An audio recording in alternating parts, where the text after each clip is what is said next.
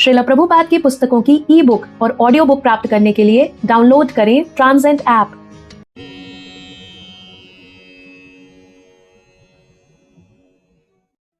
हम श्री कृष्ण पुस्तक के 14वें अध्याय को आरंभ करते हैं, जिसका शीर्षक है ब्रह्मा द्वारा भगवान श्री कृष्ण की स्तुति।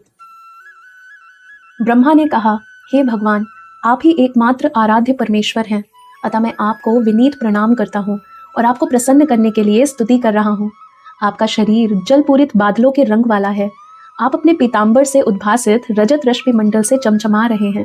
मैं महाराज नंद के उन पुत्र को बारंबार सादर नमस्कार करता हूँ जो मेरे समक्ष शंख, कुंडल तथा सिर में मोरपंख धारण किए खड़े हैं, जिनका मुख सुंदर है, जो मुकुट धारण किए हैं, जिन्होंने वन फूलों की माला पहन रखी है, जो हाथ में भोजन का एक ग्रास लिए खड़े हैं, जिनके हाथ में लकुट, बिगुल, सींग तथा वंशी हैं, जो लघु चरण कमल पर खड़े हैं। हे प्रभु, लोग मुझे समस्त वैदिक ज्ञान का स्वामी कहते हैं और मुझे ही इस ब्रह्मांड का सृष्टा कहा जाता है, किंतु अब यह सिद्ध हो चुका है कि मैं आपको नहीं समझ सकता। भले ही आप बाल रूप में मेरे समक्ष उपस्थित हैं, आप अपने बाल मित्रों तथा बछड़ों के साथ खेल रहे हैं, जिसका यह अर्थ लगाया जा सकता है कि आपको पर्याप्त शिक्षा प्राप्त नहीं हुई है। आप एक ग्रामीण बालक की भांति अपने हाथ में भोजन का टुकड़ा लिए अपने बछड़ों को खोज रहे हैं, तो भी आपके तथा मेरे शरीर में इतना अधिक अंतर है कि मैं आपकी शक्ति का अनुमान नहीं लगा सकता। जैसा कि मैं ब्रह्म संहिता में पहले ही कह चुका हूँ, आपका शरीर भौतिक नहीं है। ब्रह्म संहिता में बताया गया है कि श्री भगवान का शरीर आध्यात्मिक और चिन्मय है। श्री भगवान के शरीर तथा उनमें कोई अंतर नहीं है। उनके शरीर का प्रत्येक अंग अन्य किसी अंग का कार्य संपन्न कर सकता है। श्री भगवान अपने हाथों से देख सकते हैं, अपनी आंखों से सुन सकते हैं, अपने पांव से भेंट स्वीकार कर सकते हैं तथा मुख से सृष्टि उत्पन्न कर सकते हैं। ब्रह्मा ने आगे कहा, ग्वाल बाल के रूप में आपका जन्म भक्तों के लाभ हेतु हुआ है, और यद्यपि मैंने आपके बछड़े और बालक चुराकर आपके चरण कमलों के प्रति अपराध किया है, किंतु मैं समझ सकता हूँ कि आपने मुझ पर दया की है। ये आपका दिव्य गुण है कि आप अपने भक्तों के प्रति अत्यंत वत्सल रहते हैं, किंतु मैं अपने प्रति आपका स्नेह होते हुए भी आपकी शारीरिक शक्तियों की क्षमता का अनुमान नहीं लगा सकता। ये समझना होगा कि जब मैं इस ब्रह्मांड का परम पुरुष ब्रह्मा होकर बाल रूप श्री भगवान के शरीर का अनुमान नहीं लगा सकता, तो फिर अन्यों का क्या ही कहना। और यदि मैं आपके बाल शरीर की आध्यात्मिक शक्ति का अनुमान नहीं लगा सकता, तो फिर मैं आपकी दिव्य लीलाओं को कैसे समझ सकता हूँ। अतः जैसा कि श्रीमद् भगवद गीता में कहा गया है कि जो कोई श्री भगवान की दिव्य लीलाओं, उनके आविर्भाव तथा तिरोधान के विषय में थोड़ा भी समझ सकता है, वह इस भौतिक शरीर को त्यागने के बाद श्री भगवान के धाम में प्रवेश करने का अधिकारी बन जाता है। इस कथन की पुष्टि वेदों में भी हुई है, जिनमें कहा गया है, श्री भगवान को समझने मात्र से ही कोई भी जन्म मृत्यु के चक्र से छूट सकता है। अतः मैं तो यही स्तुति करूंगा कि लोगों को चाहिए कि वे अपने चिंतन द्वारा आपको समझने का प्रयत्न ना करें।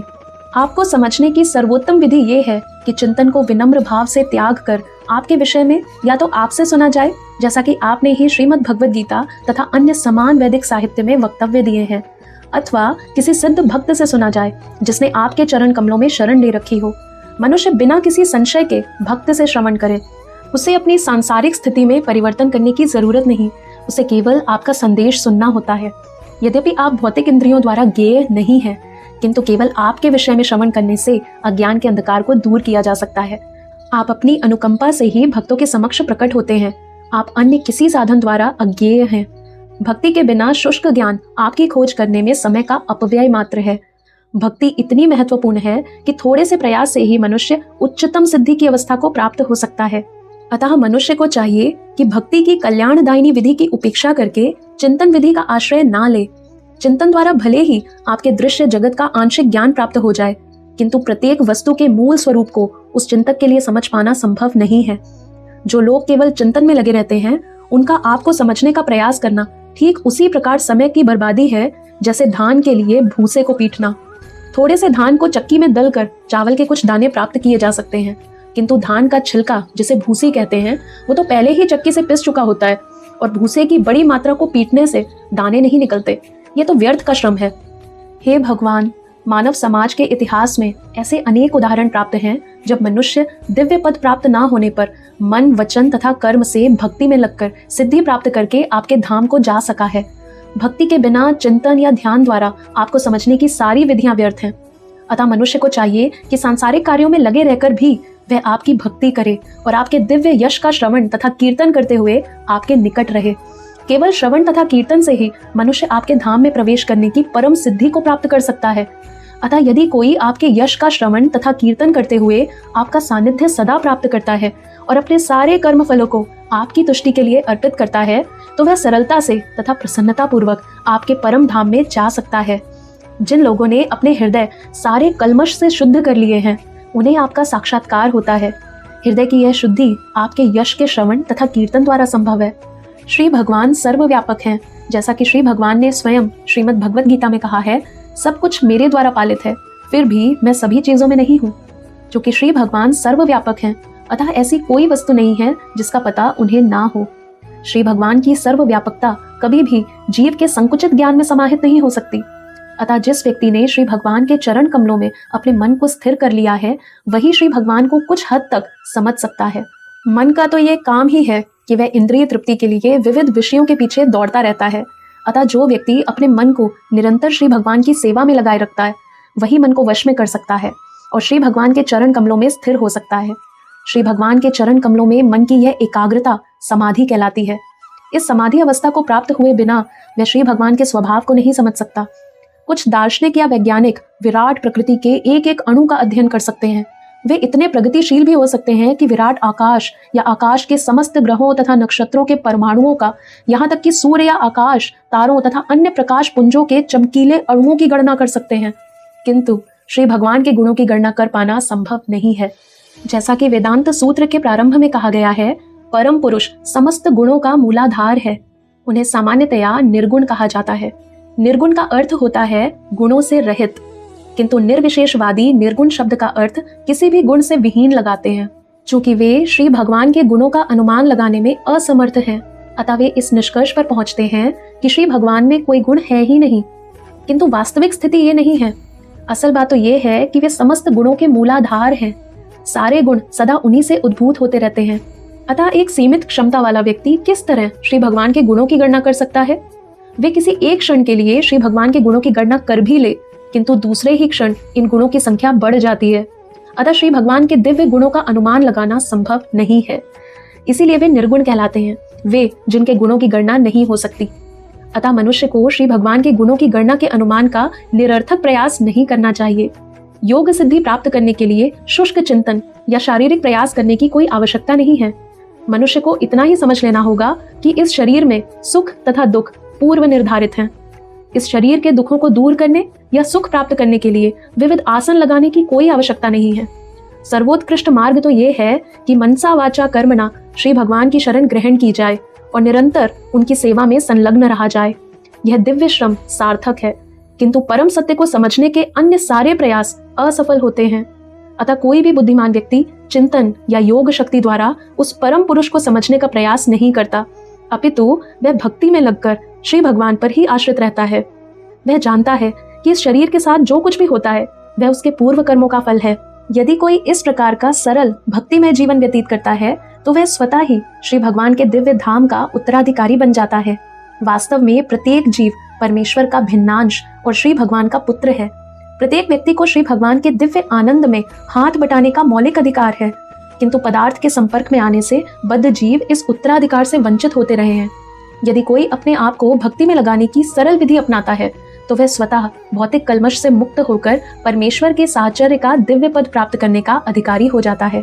ब्रह्मा जी ने भगवान श्री कृष्ण के समक्ष अपने आप को सर्वाधिक दंभी जीव के रूप में प्रस्तुत किया, क्योंकि वे श्री भगवान की निजी शक्ति की परीक्षा लेना चाह रहे थे। उन्होंने श्री भगवान के ग्वालों तथा बछड़ों को इसलिए चुरा लिया था कि जरा देखें कि वे उन्हें किस तरह ढूंढ पाते हैं। अपनी चाल के बाद ब्रह्मा जी ने यह स्वीकार किया कि उनका यह प्रयास अत्यंत धृष्ट था, क्योंकि वे आदि शक्ति के समक्ष अपनी शक्ति को प्रदर्शित करने का प्रयत्न कर रहे थे। अपनी चेतना के लौटने पर ब्रह्मा जी ने देखा कि यद्यपि वे इस संसार के अन्य समस्त जीवों की नजरों में अत्यंत शक्तिमान प्राणी हैं, किंतु श्री भगवान के बल तथा शक्ति की तुलना में उनकी शक्ति कुछ भी नहीं है। इस भौतिक जगत के विज्ञानियों ने परमाणु हथियार जैसे आश्चर्यों की खोज कर ली है, और जब इनका परीक्षण किसी नगर या इस लोक के किसी नगण्य स्थान में किया जाता है, तो ऐसे शक्तिशाली हथियारों से तथाकथित तहलका मच जाता है। किंतु यदि इन परमाणु हथियारों का परीक्षण सूर्य में किया जाए, तो उनकी क्या महत्ता रह जाएगी? वे वहां पर नगण्य हैं। इसी प्रकार ब्रह्मा जी द्वारा श्री कृष्ण के बछड़ों और ग्वालों का चुराया जाना उनकी योग शक्ति का विस्मयकारी प्रदर्शन भले ही लगा हो, किंतु जब श्री कृष्ण ने अपनी विस्तृत शक्ति का प्रदर्शन विभिन्न बछड़ों तथा बालकों के रूप में किया और बिना प्रयास के उन सबका भरण किया, तो ब्रह्मा जी की समझ में आ गया कि उनकी अपनी शक्ति कितनी नगण्य है। ब्रह्मा जी ने भगवान श्री कृष्ण को अच्युत कहकर संबोधित किया, क्योंकि श्री भगवान अपने भक्त द्वारा की गई छोटी से छोटी सेवा को भी नहीं भूल पाते। वे अपने भक्तों के प्रति इतने दयालु तथा वत्सल हैं कि वे उनके द्वारा संपन्न छोटी सी सेवा को भी बड़ा करके मानते हैं। ब्रह्मा जी ने निश्चय ही श्री भगवान की अत्यधिक सेवा की थी। इस विशेष ब्रह्मांड का सारा भार संभालने वाले परम पुरुष श्री कृष्ण के वे निसंदेह आज्ञाकारी दास हैं, अतः वे श्री कृष्ण को प्रसन्न कर सके। उन्होंने श्री भगवान से कहा कि वे उन्हें अपना अधीनस्थ दास समझकर उनकी छोटी से छोटी भूल तथा धृष्टता को क्षमा कर दें। उन्होंने स्वीकार किया कि उन्हें अपने शक्तिशाली पद ब्रह्मत्व के कारण गर्व हो गया था। चूंकि वे इस भौतिक जगत में रजोगुण के अवतार हैं, अतः ऐसा होना स्वाभाविक था और इसीलिए उनसे ये भूल हो गई।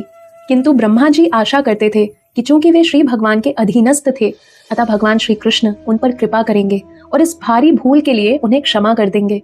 ब्रह्मा जी को अपनी वास्तविक स्थिति का बोध हुआ। निश्चय ही वे इस ब्रह्मांड के परम शिक्षक हैं और इस भौतिक प्रकृति के निर्माण के लिए उत्तरदायी हैं, जो अहंकार, आकाश, वायु, अग्नि, जल तथा पृथ्वी आदि संपूर्ण भौतिक शक्ति से युक्त है।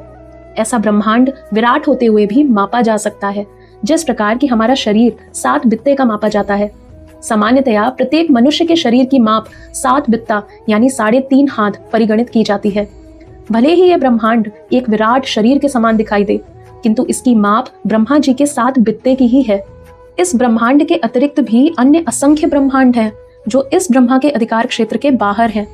जिस प्रकार एक जालीदार खिड़की के छिद्रों में से होकर असंख्य सूक्ष्म परमाणु कण निकलते रहते हैं, उसी प्रकार महाविष्णु के रोमकूपों से लाखों करोड़ों ब्रह्मांड बीज रूप में प्रकट होते हैं और ये महाविष्णु श्री कृष्ण के संपूर्ण विस्तार के अंश मात्र ही हैं। ऐसी अवस्था में यद्यपि ब्रह्मा जी इस ब्रह्मांड में सर्वोपरि जीव हैं, किंतु भगवान श्री कृष्ण के सामने उनका क्या सामर्थ्य है। अतः ब्रह्मा जी ने अपनी तुलना उस शिशु से की जो अपनी माता के गर्भ में रहता है। यदि ये शिशु गर्भ में अपने हाथ पैर चलाता है और इस तरह खेलते समय वह अपनी माता का शरीर स्पर्श करता है, तो क्या माता इस शिशु से नाराज होती है? निसंदेह नहीं। इसी प्रकार ब्रह्मा चाहे कितने ही महान पुरुष क्यों ना हो, वे तथा अन्य सारे लोग श्री भगवान के गर्भ के भीतर स्थित हैं।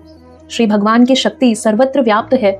इस सृष्टि में कोई ऐसा स्थान नहीं जहाँ ये शक्ति कार्य ना कर रही हो।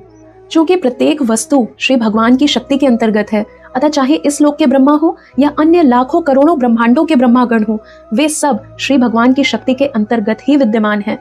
अतः श्री भगवान को माता और माता के गर्भ में स्थित प्रत्येक वस्तु को उसका शिशु माना जाता है।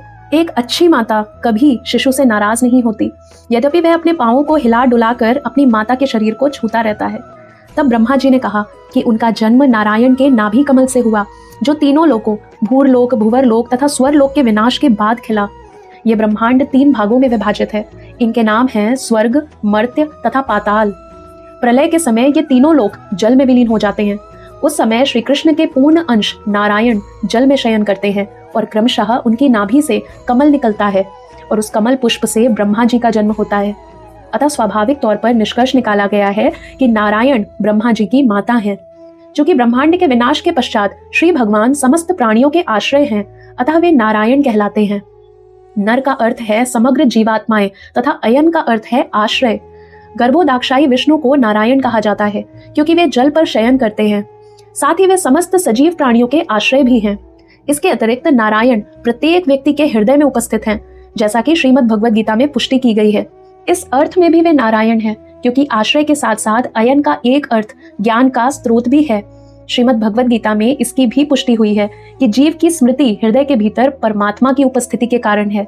शरीर परिवर्तन होने पर प्राणी अपने गत जीवन की हर बात भूल जाता है, किंतु उसके हृदय में भगवान श्री नारायण का वास होने के कारण उसे अपनी पूर्व इच्छा के अनुसार कर्म करने का स्मरण उन्हीं के द्वारा कराया जाता है।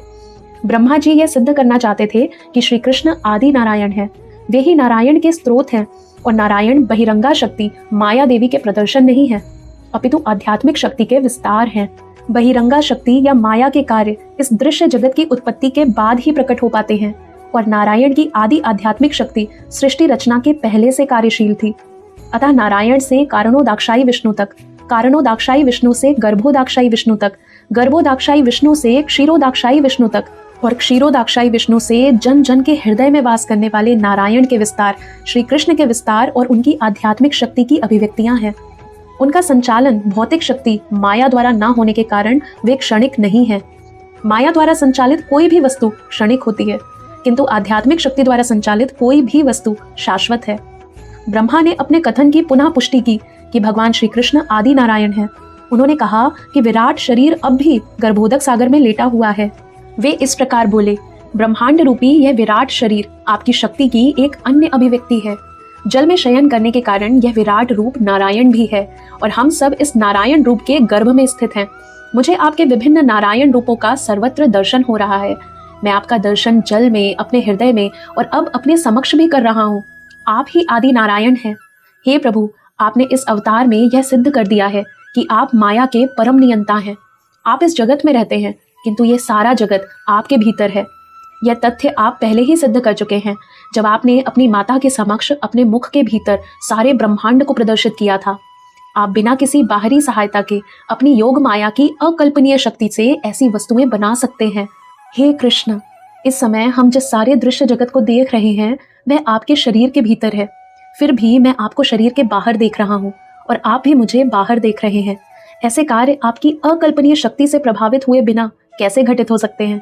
यहाँ पर ब्रह्मा जी ने इस बात पर बल दिया कि श्री भगवान की अचिंत शक्ति को स्वीकार किए बिना वस्तुएं जिस रूप में हैं उस रूप में उनकी व्याख्या नहीं की जा सकती। उन्होंने आगे कहा, हे प्रभु, यदि हम अन्य सारी बातें छोड़कर केवल आज जो कुछ हुआ है, मैंने जो देखा है, उस पर विचार करें तो क्या ये सब आपकी अचिंत शक्ति के कारण नहीं हुआ? सर्वप्रथम मैंने आपको अकेला देखा, तत्पश्चात आपने अपना विस्तार अपने ग्वाल बाल बछड़ों तथा वृंदावन की प्रत्येक वस्तु में कर लिया। फिर मैंने आपको तथा सारे बालकों तथा बछड़ों को चतुर्भुज विष्णुओं के रूप में देखा, जिनकी पूजा सारे तत्व तथा मेरे साथ सारे देवता कर रहे थे।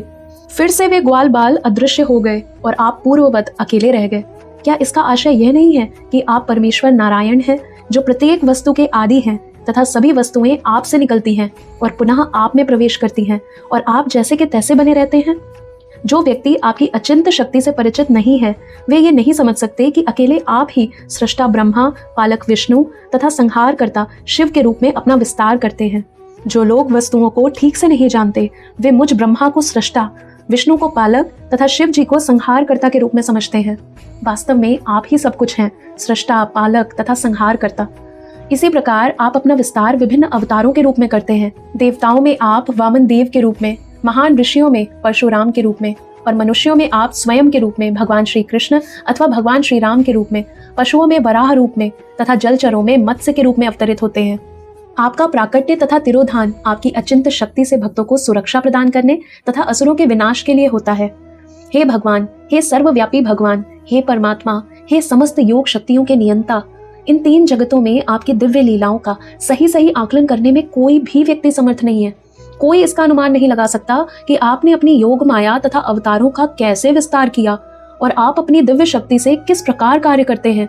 हे भगवान, ये सारा दृश्य जगत स्वप्न तुल्य है और इसका क्षणिक अस्तित्व मन को विचलित कर देता है।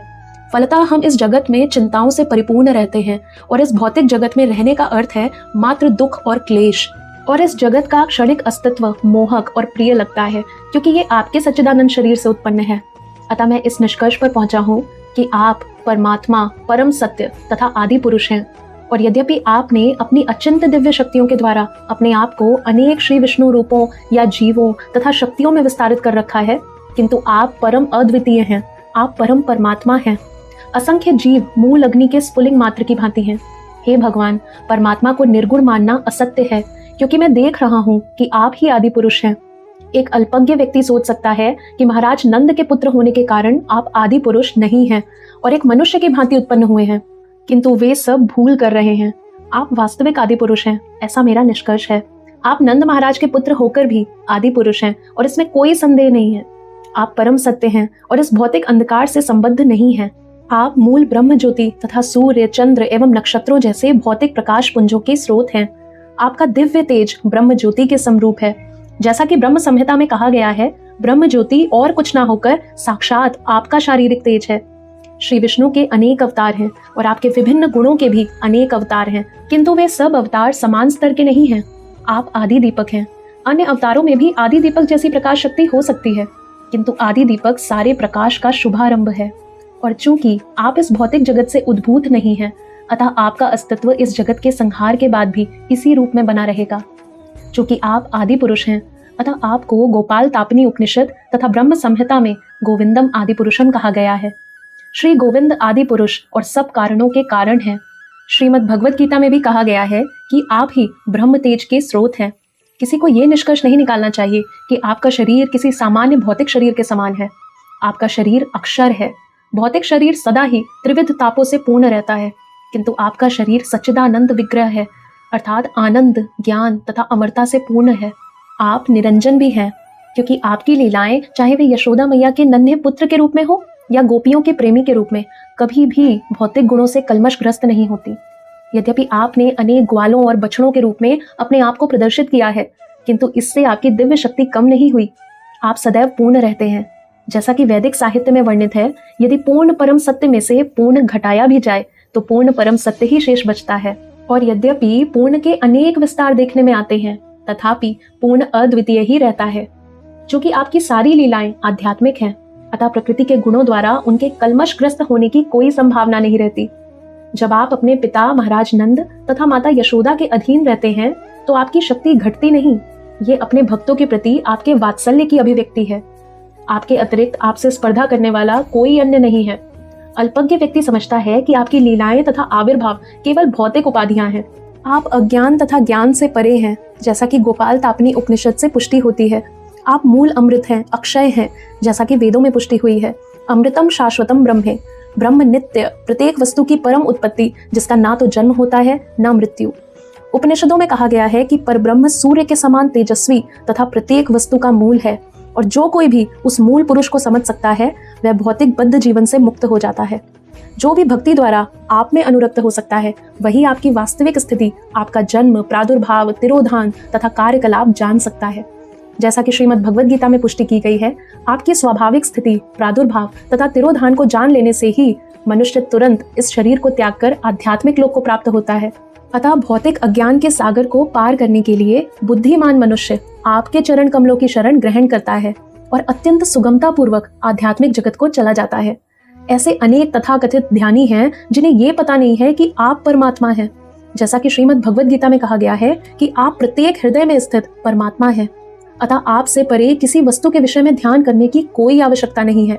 जो भी आपके मूल श्री कृष्ण रूप के ध्यान में सदा मग्न रहता है, वह भौतिक अज्ञान के सागर को सरलता से पार कर लेता है। किंतु जो लोग ये नहीं जानते कि आप परमात्मा हैं, वे अपने तथाकथित ध्यान के बावजूद इसी संसार में रह जाते हैं। यदि कोई मनुष्य आपके भक्तों के संग से ये जान पाता है कि भगवान श्री कृष्ण ही आदि परमात्मा है, तो उसके लिए भौतिक अज्ञान के सागर को पार कर पाना संभव होता है। जो ही मनुष्य रस्सी को सर्प समझ लेता है, वह भयभीत हो जाता है, परंतु जैसे ही वो ये समझ जाता है कि रस्सी सांप नहीं है, वो भय से मुक्त हो जाता है। अतः जो आपके व्यक्तिगत उपदेशों द्वारा आपको समझ जाता है, जैसा कि श्रीमद् भगवद गीता का कथन है, या जो आपके शुद्ध भक्तों के उपदेशों के माध्यम से आपको जान लेता है, जैसा कि श्रीमद् भागवतम तथा अन्य वैदिक साहित्य में कहा गया है, और यह अनुभव करने लगता है कि आप ज्ञान के परम लक्ष्य हैं, तो उसे इस जगत से और अधिक डरने की आवश्यकता नहीं रह जाती। तथाकथित मुक्ति तथा बंधन उस व्यक्ति के लिए निरर्थक हैं जो आपकी भक्ति में पहले ही लग चुका है। जिस प्रकार जो व्यक्ति ये जान लेता है कि ये सांप नहीं अपितु रस्सी है, वो भय से रहित हो जाता है। भक्त जानता है कि ये भौतिक जगत आपका है, अतः वह अपनी प्रत्येक वस्तु को आपकी दिव्य प्रेमा भक्ति में लगा देता है। इस प्रकार उसके लिए कोई बंधन नहीं रहता। जो व्यक्ति पहले से ही सूर्य लोक में स्थित हो, उसके लिए दिन या रात में सूर्य के उदय या अस्त का प्रश्न ही नहीं उठता। ये भी कहा जाता है कि आप सूर्य के समान हैं और माया अंधकार जैसी है। सूर्य की उपस्थिति में अंधकार होने का प्रश्न ही नहीं उठता। अतः जो लोग आपकी सेवा में लगे रहकर आपके समक्ष रहते हैं, उनके लिए बंधन या मोक्ष का प्रश्न ही नहीं रह जाता। वे पहले से ही मुक्त हैं। दूसरी ओर जो लोग आपके चरण कमलों की शरण ग्रहण किए बिना ही अपने आप को मुक्त समझते हैं, वे नीचे गिर जाते हैं, क्योंकि उनकी बुद्धि विमल नहीं होती। अतः यदि कोई ये सोचता हो कि परमात्मा आपसे भिन्न कोई वस्तु है और इस तरह वह परमात्मा को या परम ब्रह्म को अन्यत्र जंगलों या हिमालय की गुफाओं में ढूंढता है, तो उसकी दशा अत्यंत दयनीय है। श्रीमद् भगवद गीता में आपने उपदेश दिया है कि मनुष्य को आत्म साक्षात्कार की अन्य समस्त विधियों का परित्याग करके केवल आपकी शरण ग्रहण करनी चाहिए, क्योंकि वही पूर्ण है। क्योंकि आप हर प्रकार से सर्वोपरि हैं, अतः जो लोग ब्रह्म तेज की खोज में हैं वे भी आपको ही खोजते हैं, और जो लोग परमात्मा के साक्षात्कार की खोज में हैं वे भी आपको ही खोजते रहते हैं। आपने श्रीमद् भगवद गीता में कहा है कि आप स्वयं अपने आंशिक निरूपण से परमात्मा के रूप में इस दृश्य भौतिक जगत में प्रविष्ट हुए हैं।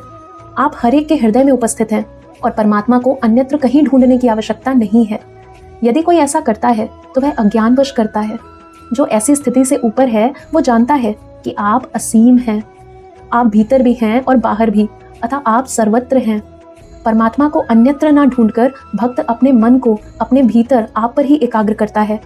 वास्तव में जो देहात्म बुद्धि से मुक्त है वही आपकी खोज कर सकता है, अन्य कोई नहीं कर सकता।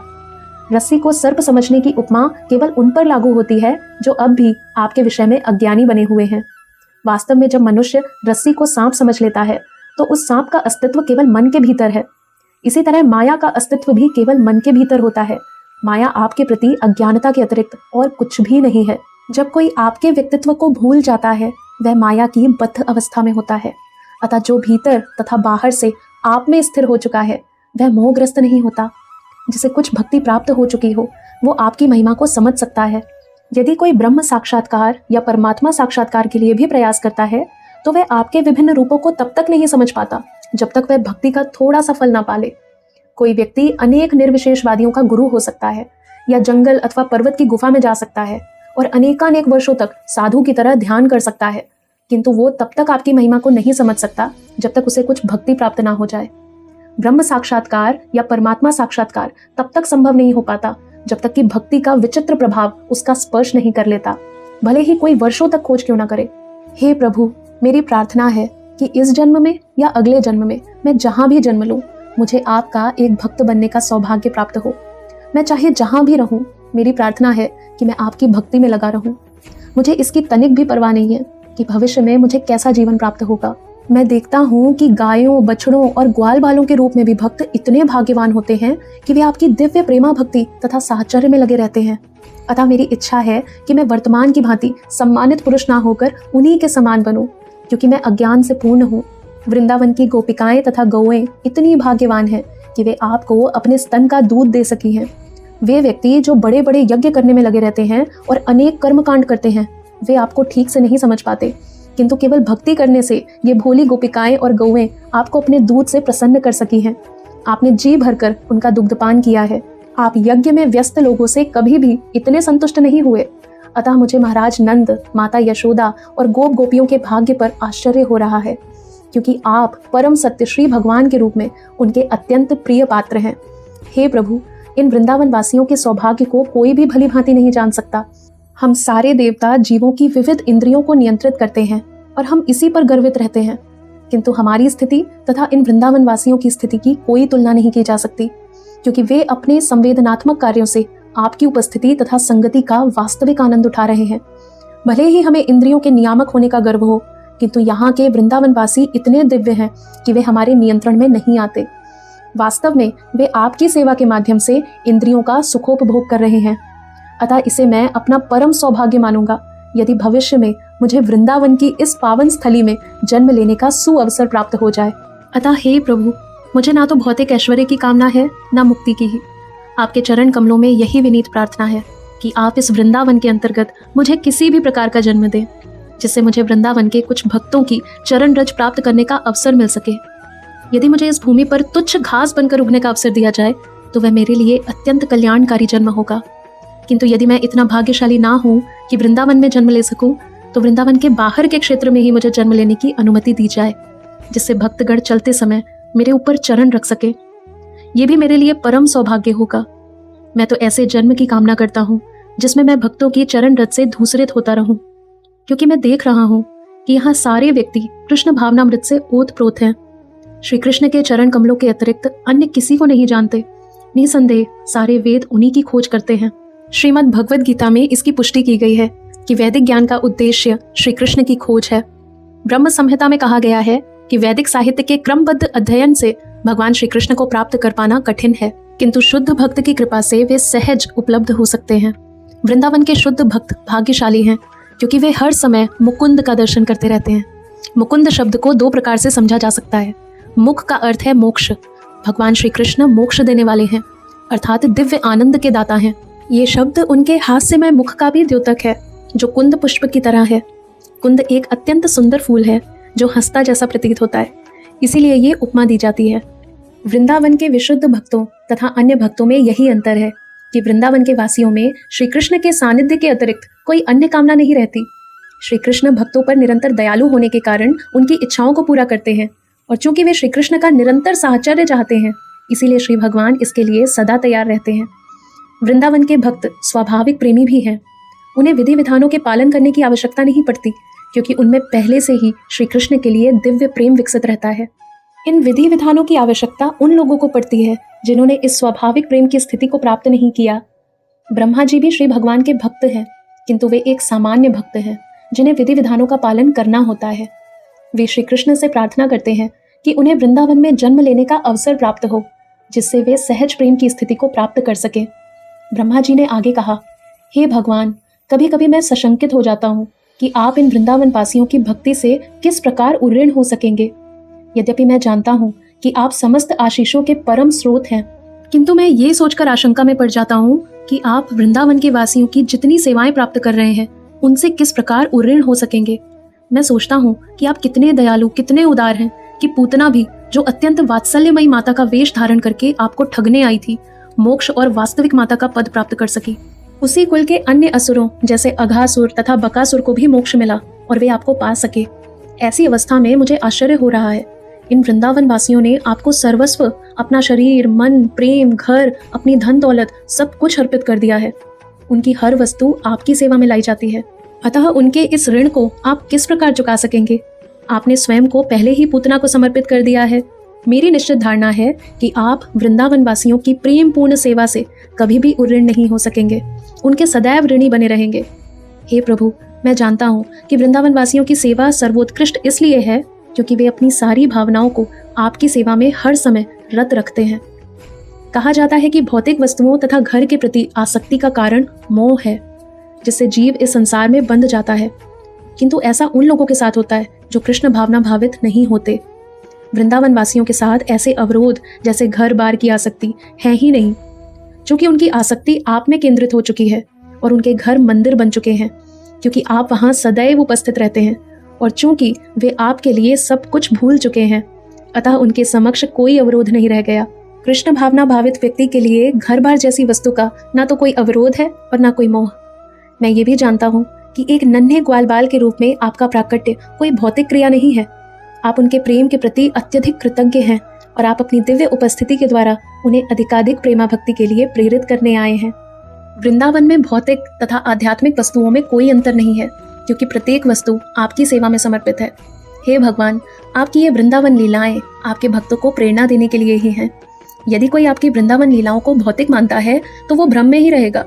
हे कृष्ण, जो लोग ये कहकर आपकी हंसी उड़ाते हैं कि आपको सामान्य पुरुष जैसा भौतिक शरीर प्राप्त हुआ है, उन्हें श्रीमद् भगवद गीता में आसुरी तथा अल्पज्ञ कहा गया है।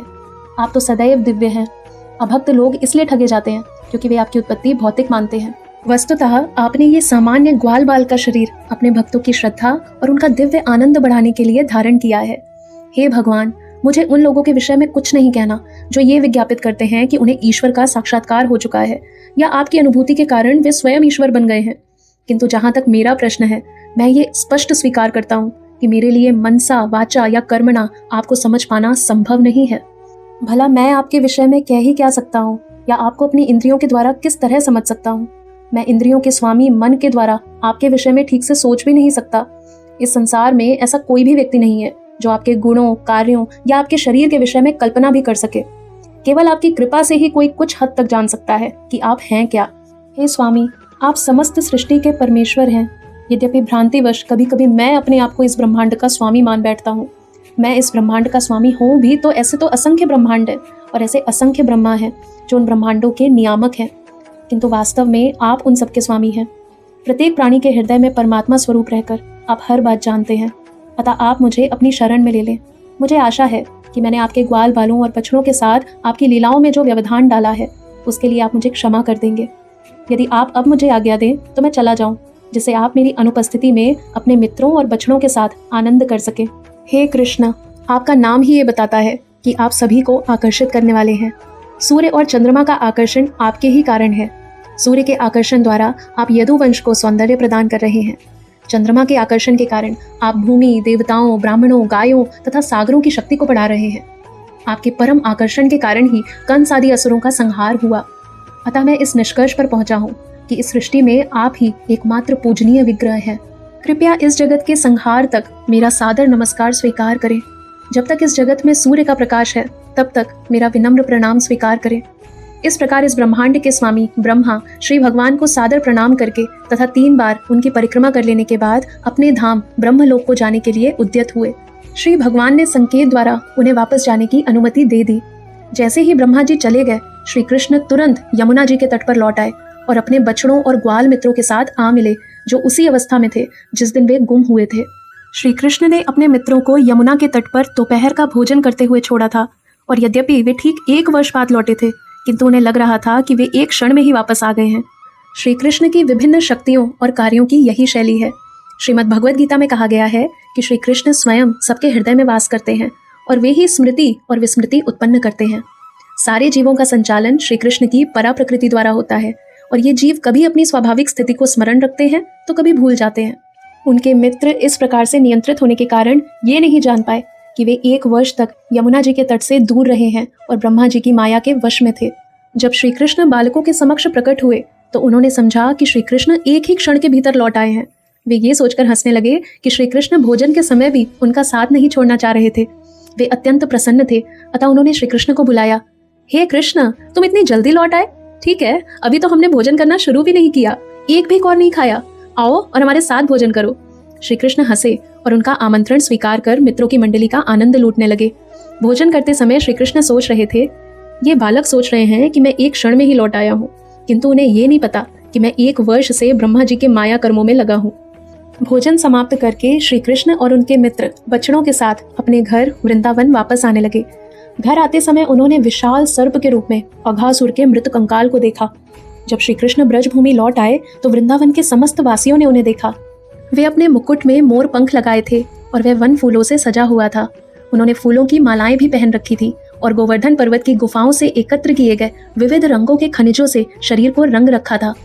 गोवर्धन पर्वत प्राकृतिक लाल रंगों का सदैव से प्रदाता रहा है और श्री कृष्ण तथा उनके मित्रों ने इन रंगों से अपने शरीर को रंग रखा था।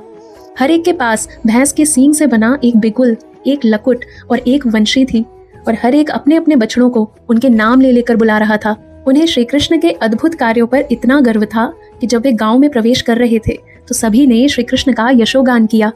वृंदावन की समस्त गोपियों ने सुंदर श्री कृष्ण को गांव में प्रवेश करते देखा। बालकों ने सुंदर सुंदर गीत बनाए जिनमें इसका वर्णन था कि वे किस प्रकार भयंकर सर्प द्वारा निगल लिए जाने से बचाए गए थे और सर्प किस तरह मारा गया।